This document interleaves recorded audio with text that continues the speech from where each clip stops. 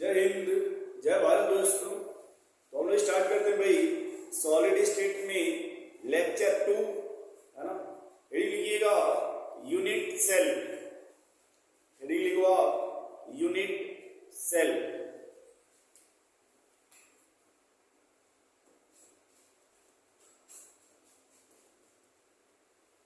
अब unit cell क्या है? देखो इसमें दो टर्म होते हैं, एक को बोलते हैं यूनिट सेल और एक को होता है क्रिस्टल लैटिस। ये हमें काम करते हैं, आपको बहुत सिंपल तरीका बताते हैं, है ना। ये हो गया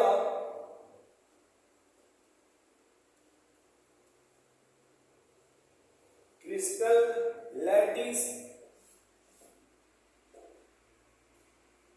ये हो गया यूनिट सेल। ठीक है मेरे भाई।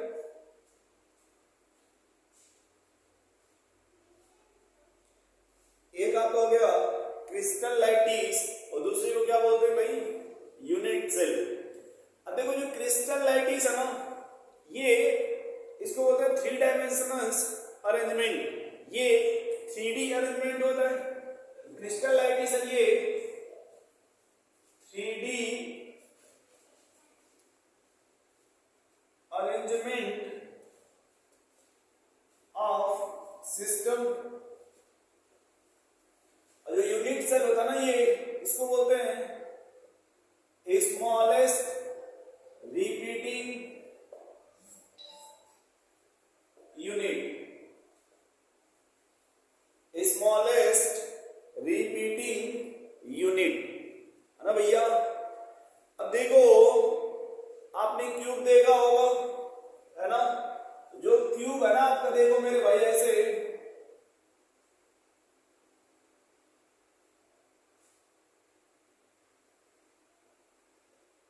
या तो आप इस तरह से क्यूब बना लो,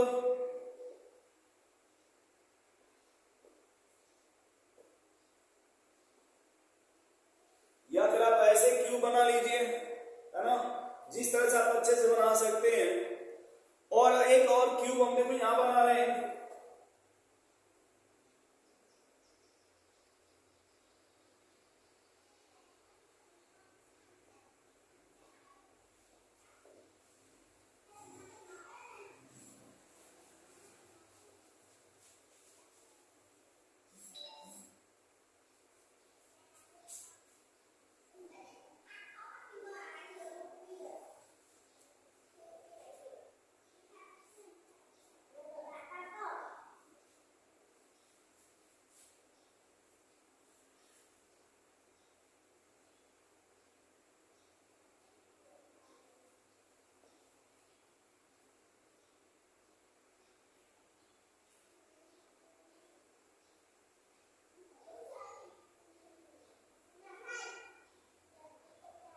देखो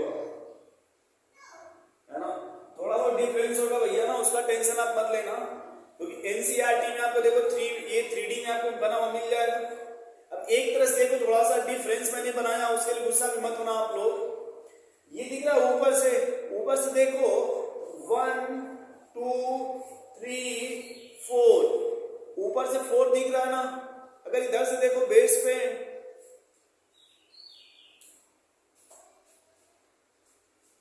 अब देखो थोड़ा क्लियर हो जाएगा। देखो ये 1 2 3 4, बेस में भी 4 दिख रहा है ना। ये जो पूरा होल है ना, होल बिल्डिंग, ये मान लो जो पूरा इसको बोलते हैं whole building.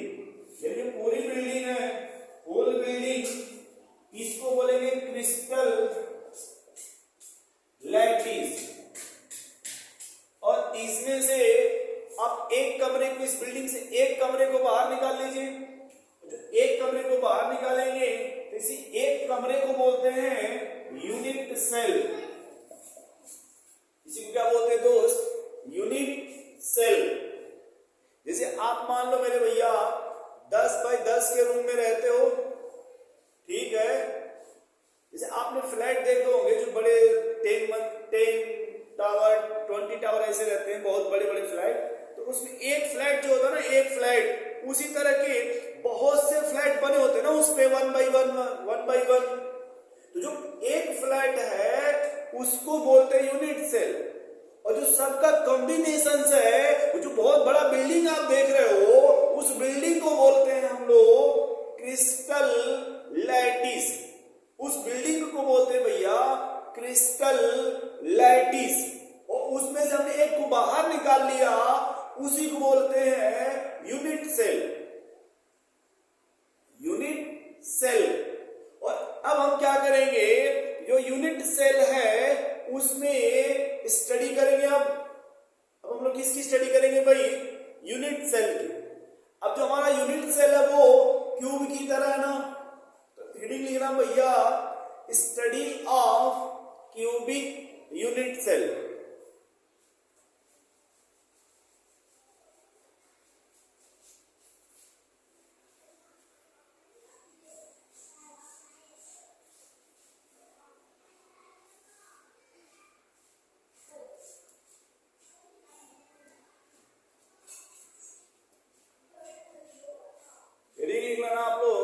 Study of cubic unit cell.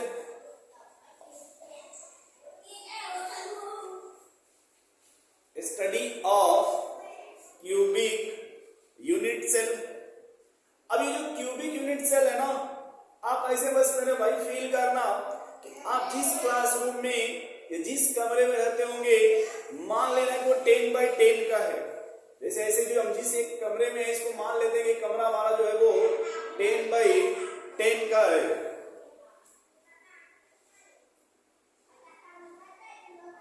Silent please, silent. Okay, तो मान लो कि जो कमरे है ना वो 10 बाई 10 का है। अब उस कमरे में देखो क्या क्या मिलेगा, ठीक है। तो सबसे पहले ये देखो पूछा जाता है कि जिस कमरे में आप हो या जिस क्लासरूम में आप हो उसमें कॉर्नर कितने हैं। तो पहला पॉइंट ये आएगा टोटल नंबर ऑफ कॉर्नर। फिर आएगा जो ये कॉर्नर, इसका कंट्रीब्यूशन कितना है, इस कॉर्नर का कंट्रीब्यूशन कितना है, ठीक है। फिर सेकेंड इसमें देखेंगे टोटल नंबर ऑफ फेस। ये भी देख लो एन इफेक्टिव या जेड, पूरा बात ही क्लियर करके चलते। सेकेंड हो जाएगा total number of face. Second हो जाएगा उस फेस का कंट्रीब्यूशन। और थर्ड हो जाएगा उसका number of effective atom, an effective या जेड। नेक्स्ट आ जाएगा फिर इसी तरह से बॉडी सेंटर, है ना।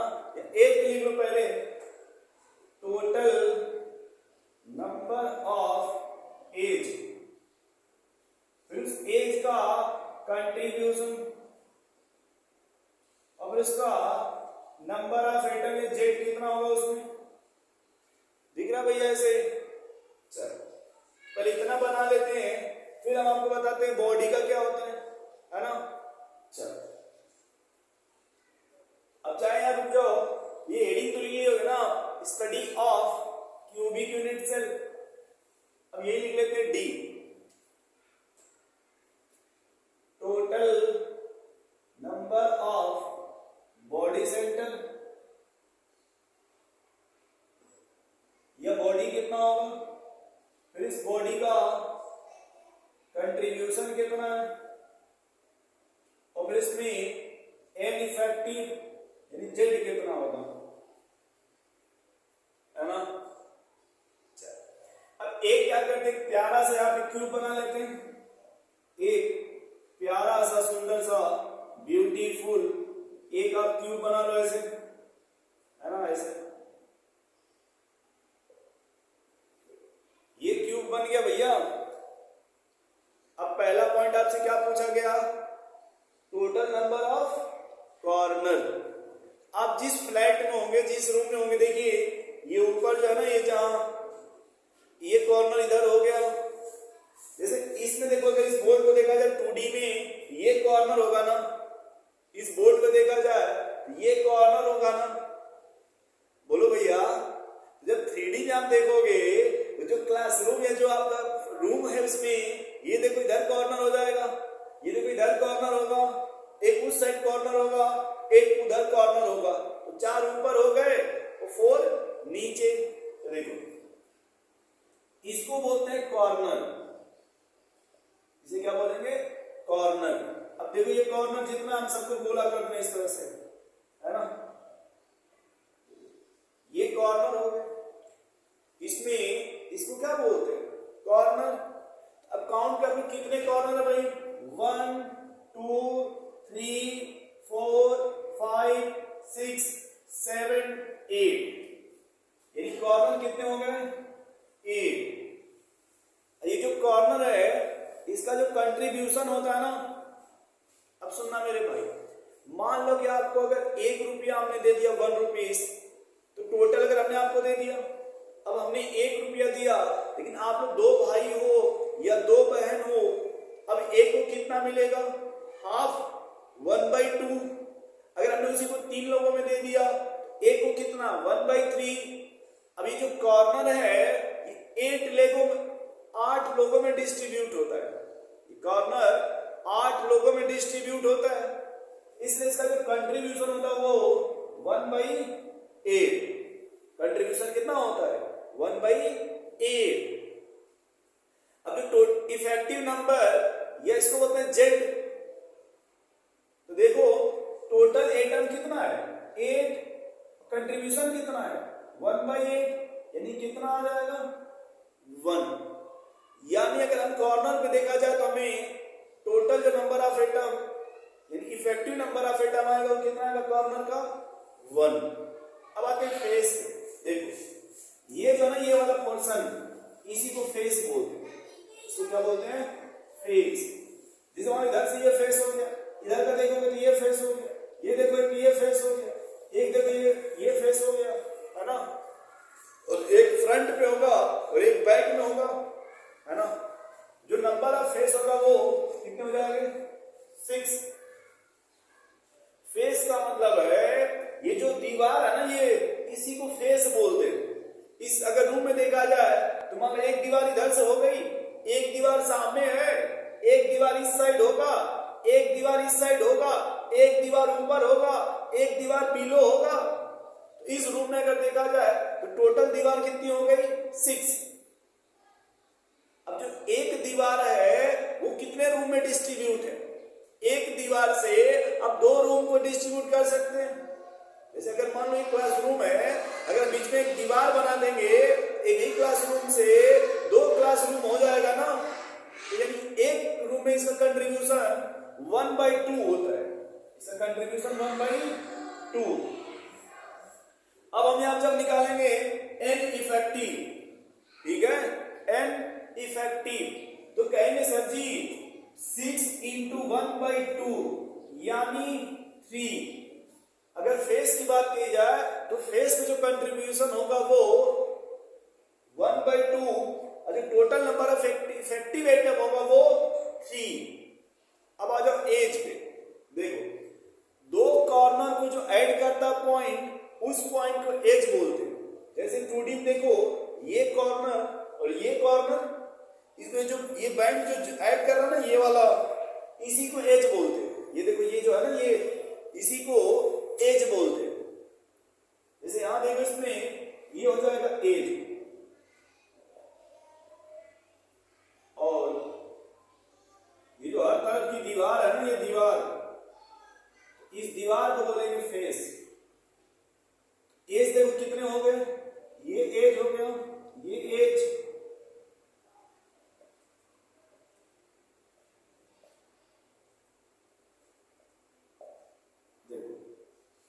एज कैसे याद करो वो समझना।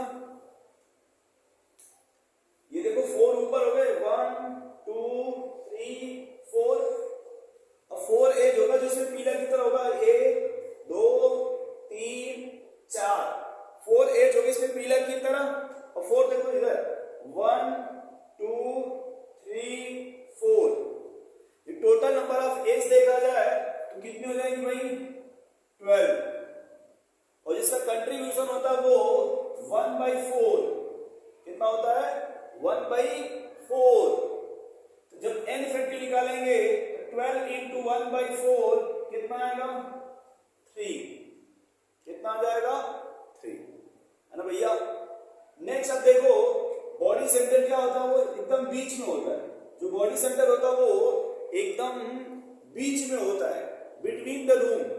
जैसे आपने फैन देखा होगा तो वो एकदम एक टर्म होता है सीलिंग फैन, जो ऊपर से लटकता है तो एकदम सेंटर से लटकाया जाता है ना, तो उसको ऐसे जगह लगाओ जो हर साइड से इक्वल डिस्टेंस पे हो, उसी को बोलते हैं बॉडी सेंटर। हम लोग न्यूक्लियस को बोलते हैं बॉडी सेंटर। सभी लोग मानते हैं कि हमारा न्यूक्लियस होता है उसी को बॉडी सेंटर मानते हैं। तो total number of body centre कितना होगा? 1। उसका कंट्रीब्यूशन 1 इंटू 1। ये देख लो भाई, क्या इतनी बातें क्लियर हो गई? बोलो, अगर इतनी बातें क्लियर हो गई तो नोट कर लो आप। फिर थोड़े कुछ बातें और इसमें बताते हैं। 2 टर्म और हमें बताने हैं, एक फेस डायगोनल और एक बॉडी डायगोनल। अच्छा देखना कि डायगोनल किसे कहते हैं। ये आपने 10th में देखा होगा मैथ में कि सर मान लो ये हमारा एक्सिस एक हो गया, एक एक्सिस ये हो गया, तो अगर मान लो हम यहां से और इसको पकड़ लें ऐसे, तो ये डायगोनल हो जाएगा। बोलो भाई, ये डायगोनल होगा एक ऐसे और एक ऐसे, ये डायगोनल इस तरह से होगा ना। एक डायगोनल देखो, अगर मान लो ये जो फेस है ना, ये बोर्ड, इसमें एक डायगोनल ऐसे बनेगा और एक डायगोनल ऐसे बनेगा। एक फेस में 2 डायगोनल बनेगा, फेस डायगोनल। यदि यहां पे पूछा जाए फेस डायगोनल, कहोगे सर एक फेस में 2 डायगोनल है, 2 फेस में 4 डायगोनल होगा, तो 6 फेस में 12 डायगोनल होगा। 6 फेस में 12 डायगोनल होगा। बोलो भाई, फिर वैसे ही देखा जाएगा बॉडी डायगोनल। जो बॉडी डायगोनल होता है वो 2 कॉर्नर से पास होता है। जैसे एक कॉर्नर यहां पे ले लो और एक कॉर्नर ये ले लो, ऐसे है ना। तो ये जो कॉर्नर है ना, ये वाला कॉर्नर, इसको बोलते हैं बॉडी डायगोनल। क्यों बॉडी डायगोनल? क्योंकि वो बॉडी सेंटर से पास हो रहा है। जो बॉडी सेंटर से पास होगा उसे बॉडी डायगोनल बोलेंगे। तो एक डायगोनल में जो बॉडीज होते हैं उसमें 2 कॉर्नर यूज होते हैं। एक डायगोनल में 2 कॉर्नर से एक डायगोनल, 4 कॉर्नर से 2 डायगोनल। देखो ऐसे, अब एक डायगोनल ये हो जाए, एक डायगोनल ये हो जाए, ये वाला हम ऐसे दिखा रहे मान लेना, और एक इधर से ऐसे हो जाए, तो 4 डायगोनल बनेंगे। तो बॉडी डायगोनल की अगर बात की जाए, बॉडी डायगोनल, तो वो कितने हो जाएंगे? 4। एक क्यूब में बॉडी डायगोनल कितना होगा? 4। Face diagonal 12। यदि कोई कैसे बताओ एज डायगोनल कितना होगा? एज डायगोनल, तो वो आप अपने से कर लेना, एज डायगोनल कितने आ रहे हैं। ठीक है, इतनी मेरी बात याद रखना, 2 एज को मिलाकर एक डायगोनल होगा, 2 एज मिलाकर एक डायगोनल होगा, तो 4 एज मिलाकर 2 डायगोनल होगा, 6 एज में 3 डायगोनल, 8 एज में 4 डायगोनल, 10 एज में 5 डायगोनल, 12 एज में 6 डायगोनल। यदि एज में देखा जाए, एज में कितने हो जाएंगे भाई? 6 डायगोनल। चलिए, अगर ये हो गया हो तो थोड़ा आगे चला जाए भाई, बोलो मेरे भैया। चलिए, अब लिखना दोस्त, टाइप ऑफ यूनिट सेल। थोड़ा आप लोग देखो बैक कर लेना भाई, आप में तो पॉसिबल है ना बैक करना।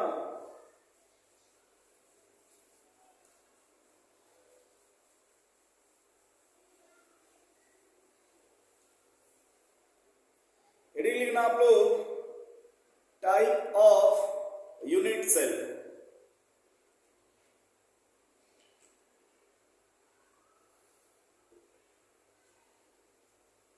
उसमें लिखो, हेडिंग लिखो भैया,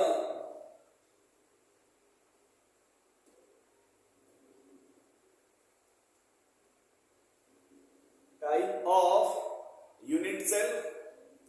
अब पहला लिखिएगा simple cubic unit cell.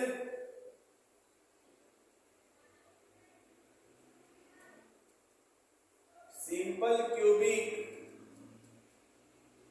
Unit cell.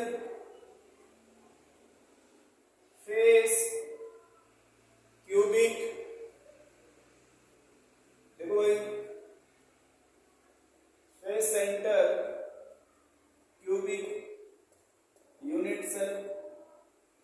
Third body center cubic unit cell. अब देखो, जो सिंपल क्यूबिक यूनिट सेल है इसको बोलते हैं SCC, फेस सेंटर को बोलते हैं FCC, बॉडी सेंटर को बोलते हैं BCC। ठीक है, बॉडी सेंटर को क्या बोलेंगे भाई? BBC। ठीक है, चलो तो हम 3 टाइप यूनिट सेल पढ़ेंगे, FCC, BCC, SCC। जो SCC है उसको सिंपल या प्रिमिटिव यूनिट सेल बोलते हैं। सिंपल या प्रिमिटिव यूनिट सेल बोलते हैं। सिंपल या प्रिमिटिव यूनिट सेल बोलते हैं। एक सेकंड भाई, थोड़ा सा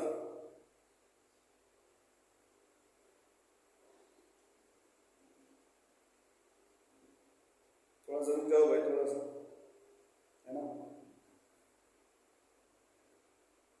चलो, तो अब देखो इसमें, अब हेडिंग डालना पहले सिंपल क्यूबिक यूनिट सेल।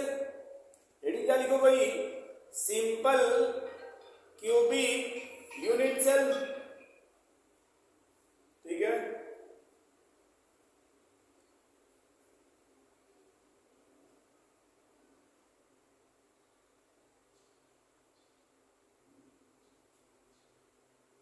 ठीक है, सिंपल क्यूबिक यूनिट सेल।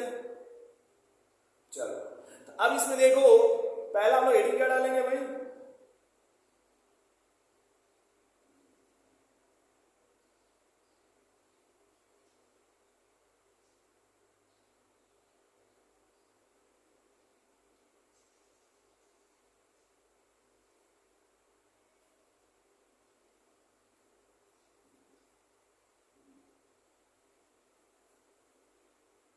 चलो देखो, अब क्या मेरे भाई, अब हेडिंग डालना SCC। ठीक है,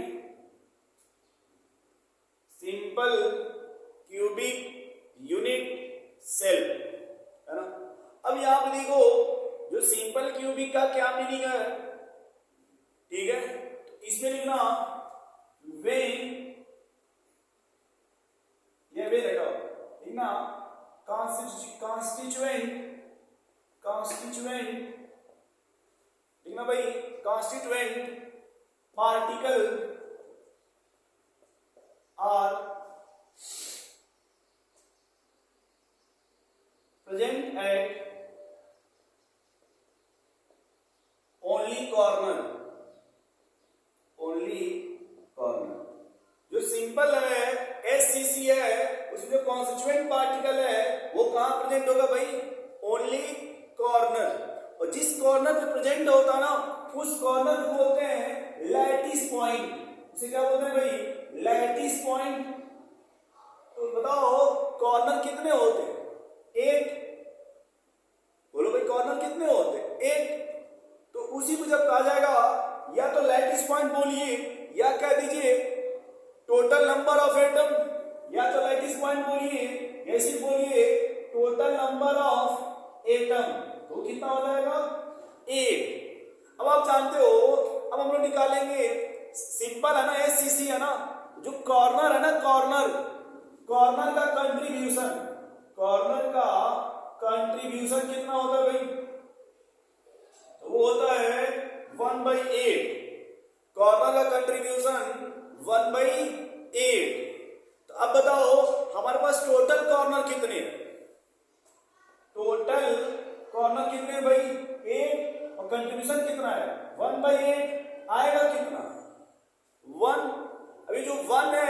इसको क्या बोलेंगे? तो इसको बोलते हैं total number of effective atom.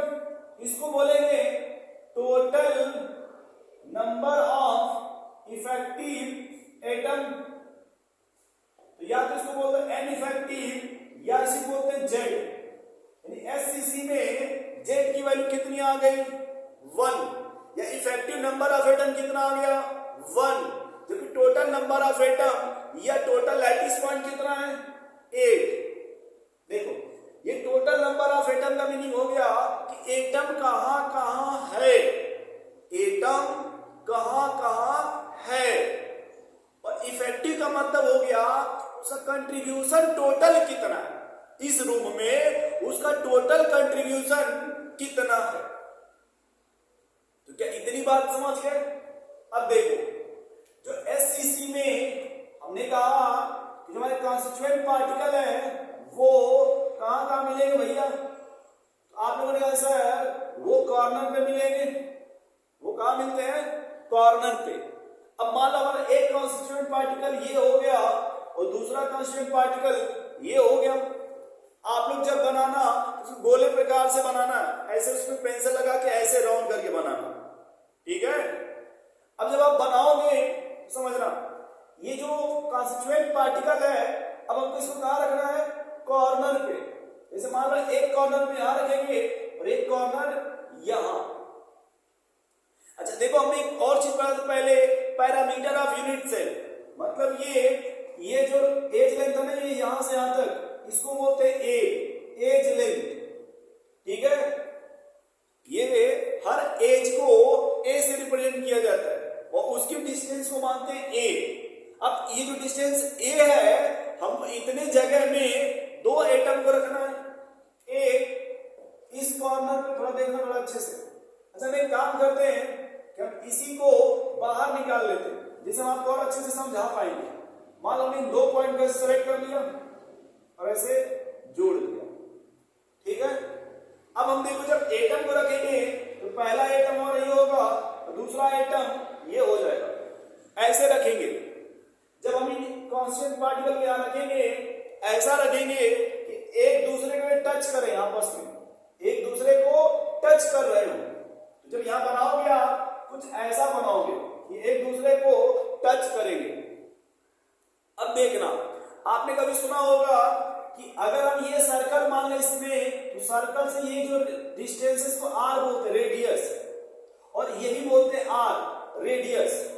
अब देखो अगर हम इसके बारे में सिर्फ देखो ये आर हो गया और टोटल अगर देखा जाए ये भी आर हो जाएगा। तो अब हम देखो यहां से अगर देखें तो ये आर होगा और ये भी आर होगा और ये जो डिस्टेंस है यहां से यहां तक का ये एज लेंथ ए होगा।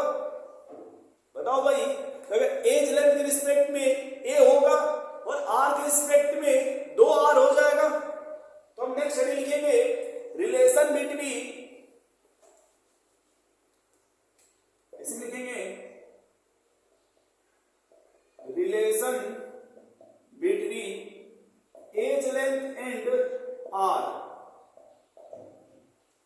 Relation between edge length and R. R क्या है दोस्त?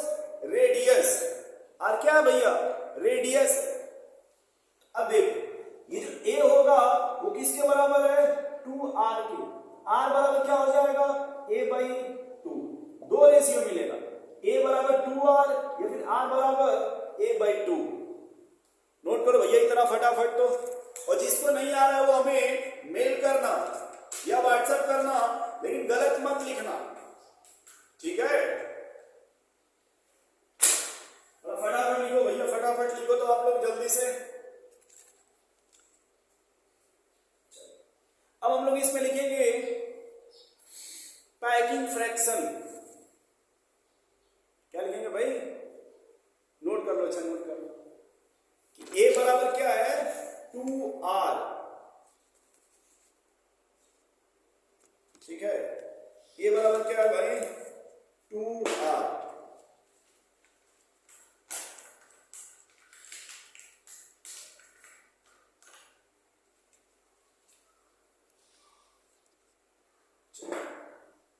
अब देखो नेक्स्ट लिखना इसी सिंपल में packing fraction,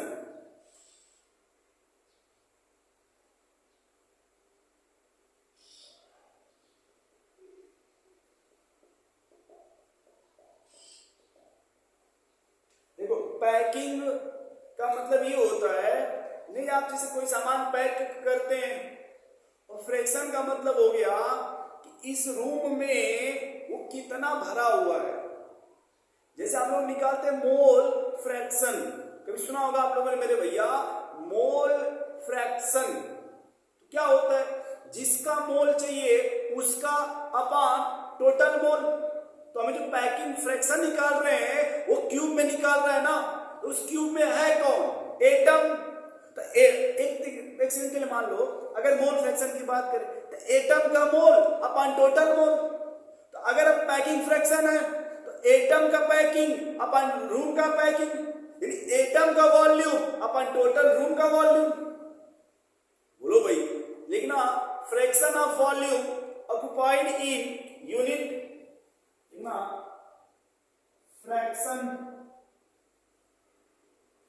of volume occupied in unit cell, occupied in unit cell। ठीक है, अब जो पैकिंग फ्रैक्शन है तो वही सेम उसी तरह से मोल की तरह, जिसका है उसका मोल अपन टोटल मोल। तो पैकिंग फ्रैक्शंस किसका निकाल रहे हैं भाई? जो एन इफेक्टिव एटम है, एन इफेक्टिव एटम है, लिखना total volume of atom upon total volume of cube, total volume of atom upon total volume of cube. अब देखो थोड़ा यहां देख लेना, यदि कहीं की एटम हो, एटम का जो वॉल्यूम होता है ना, एटम का वॉल्यूम वो होता है 4/3 पाई आर क्यूब। और जो क्यूब है ना, क्यूब का वॉल्यूम होता है ए क्यूब, या ए बराबर क्या होता है 2r, 2r का क्यूब। जब 2r का क्यूब करोगे तो सोचो कैसे लिखेंगे, 2r into 2r into 2r बराबर कितना हो जाएगा? 2 2 4 तो कितना 8, 8r क्यूब। बोलो भैया, तो थोड़ा सा बस ये रफ करना चाहते हैं, क्योंकि हम जो अपने कैलकुलेशन है वो यहां ना करके हम यहां करना चाहते हैं, थोड़ा सा लेकिन कर देते हैं। अब देखो टोटल वॉल्यूम ऑफ एटम, तो हम लिखेंगे an effective into, an effective का मतलब हो गया भाई कितने हमारे पास एटम होंगे, into volume of atom upon volume of cube. अब बताओ एससीसी में एन इफेक्टिव कितना आया था, जेड की वैल्यू कितनी आई थी भाई 1। वॉल्यूम ऑफ एटम, एटम का वॉल्यूम कितना है 4/3 pi r cube upon volume, यानी क्यूब का वॉल्यूम कितना है ए क्यूब। ए किसके बराबर है 2r के, 2r का क्यूब। क्या इतना समझ पा रहे हो आप लोग? अब देखना ये जो ए वो कहां जाएगा, यहां पे क्या लिखेंगे 4/3 पाई आर क्यूब इंटू, अब 2 का कर लो तो क्या हो जाएगा उसकी जगह 8r क्यूब। ध्यान से देखना, आर क्यूब से आर क्यूब कट गया, 4 से रुक जाओ, अरे इतना देख लो, और इसको यहां से कट करते हैं 4 pi r cube upon 24 r cube. अब देखो आर क्यूब से आर क्यूब कट गया, 4 से 24 कट जाएगा, ये आएगा पाई/6, पाई की वैल्यू 3.14 अपॉन 6। देखो 6 5 30, ये आएगा 0.52, यानी पैकिंग फ्रैक्शन कितना आएगा 0.52। अब ये देखो मिटा देते हैं थोड़ा सा, या फिर ये मिटा देते हैं। देखो अच्छे से नोट कर लेना भैया आप लोग, है ना, ताकि डिस्टर्बेंस ना हो आपको। गए इसको लिमिट आ गया। ये नोट था, ये भी समझ गए हो। तो पैकिंग फ्रैक्शन कितना हो गया? Packing fraction 0.5। आपको क्या सर बताओ इसमें वैकेंट कितना है? वैकेंट कहेंगे 1 माइनस 0.52 इन कितना आएगा? 0.48। 0.48। अब कभी कभी इससे पूछा जाता है पैकिंग इफिशियंसी, ये होता है पैकिंग फ्रैक्शन इनटू 100। अब बताओ पैकिंग फ्रैक्शन कितना है आपका? 0.52 इंटू 100 कर दो, मिलेगा 52%। और अगर इसका वैकेंट का परसेंटेज देखा जाए, वैकेंट का परसेंटेज, तो 100 माइनस पैकिंग फ्रैक्शन, अब 100 माइनस 52 इन कितना आएगा भाई? देख लो, बोलो भैया, क्या इतना समझ पा रहे हो आप लोग? बोलो, एक बार नोट कर लो, फिर बात करते हैं आप लोगों से।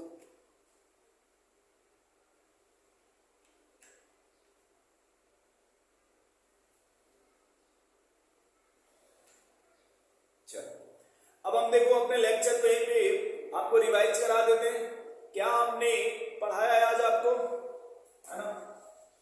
तो हमने देखो पहले क्या पढ़ाया भाई? एससीसी।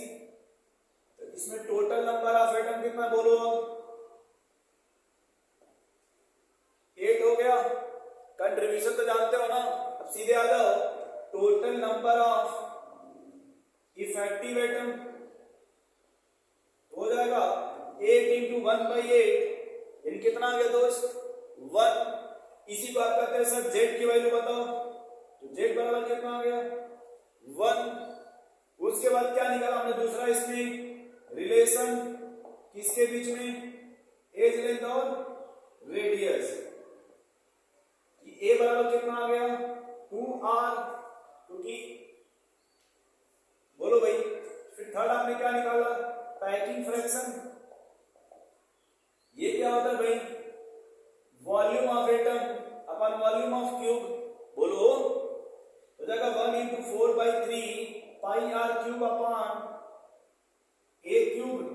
हो जाएगा 4/3 pi r cube into 8r cube. R cube से आर क्यूब कट गया, 4 से 8 कट जाएगा 2, यह आएगा पाई/6। कभी कभी देखो यही पूछता है, एक तो तरीका क्वेश्चन पूछने का यही है कि पैकिंग फ्रैक्शन कितना आ गया भाई? पाई/6। वो या तो ये पूछेंगे या फिर 3.14/6 करोगे तो 0.52, या तो ये पूछेंगे या फिर जो पैकिंग फ्रैक्शन या एफिशिएंसी आएगा वो 52%। ये देखो 3 तरह के क्वेश्चंस आते हैं, या तो फिर ये आएगा रेडियस का क्वेश्चन, एससीसी में एज लेंथ दिया रहेगा, रेडियस पूछा जाएगा, या रेडियस दिया रहेगा, एज लेंथ पूछा जाएगा, या समझना कि भाई आपको रेडियस दिया रहेगा, वॉल्यूम पूछा जाएगा। तो रेडियस अगर दिया है और वॉल्यूम पूछा जाएगा तो हम 2r का क्यूब करेंगे, ऐसे 2r का क्यूब कर देंगे तो वॉल्यूम आ जाएगा। या तो पैकिंग फ्रैक्शन का पाई/6 पूछा जाएगा, या 0.52 पूछा जाएगा, या 52% पूछा जाएगा। प्रीवियस ईयर में ये पाई/6 पूछा गया है कि एससीसी में इसका रेशियो कितना होगा, तो पाई/6। तो आज हम लोग अपना लेक्चर यही समाप्त करते हैं। जय हिंद, जय भारत।